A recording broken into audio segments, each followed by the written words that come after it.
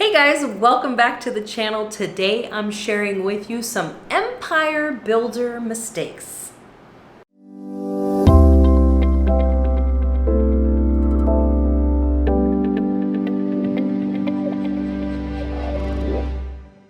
Alright guys, so these are mistakes that either we made or we've seen others make. And the very first one is a mistake that we made, and that was to underestimate the scenery on the Empire Builder. One of the very first things, so we hopped on in Seattle, and one of the very first things that kind of surprised us, blew us away, were the gorgeous views of Puget Sound as we left Seattle.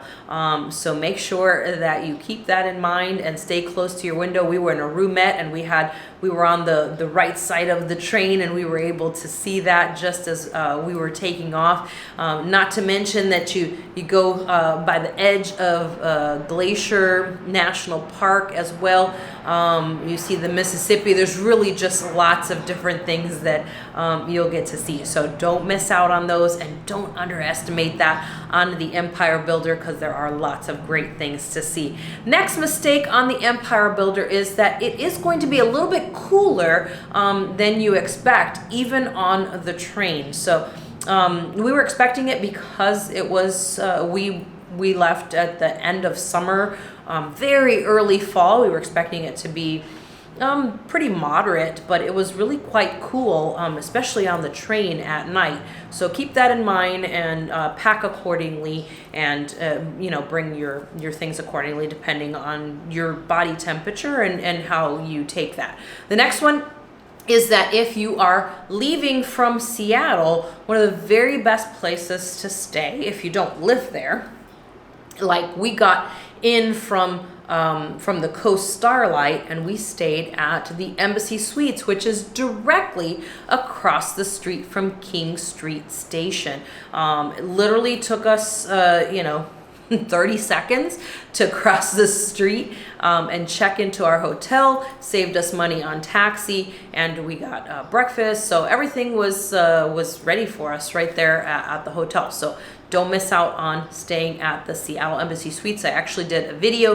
You can check that out right here on the channel about with a review of the Embassy Suites across the street from King Street Station. So make sure that you check that out. Next one is to make sure to have your ticket with you. If you are leaving from Seattle, you want to have your ticket printed or have the app and pulled up ready to show the guard, because they do have very strict protocols right now at the King Street Station, and it might be in place for quite some time, and they only let ticketed passengers in. So make sure that you have proof of your ticket as you approach, and then show it to the guard, and they'll let you in with no problem. But make sure that you have that because of the capacity protocols that they have right now at King Street Station. And again, they are going to have that probably for quite some time.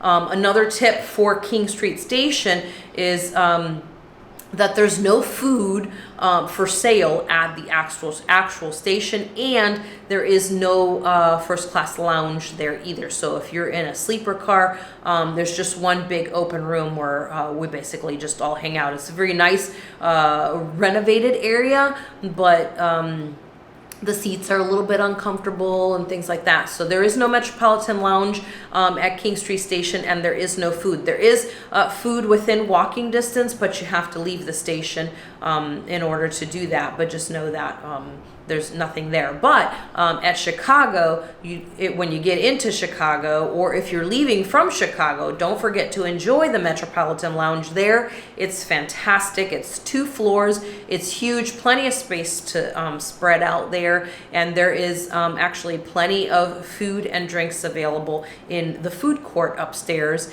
in the Chicago Union Station. So that's actually really great there. So make sure you take advantage of that. Hopefully these tips will help you guys out as you plan your trip on the Empire Builder. You'll be able to avoid these mistakes, and it will make your journey a lot more enjoyable. Guys, don't forget to subscribe to the channel. Give me a like on this video, and I might just catch you on the rails.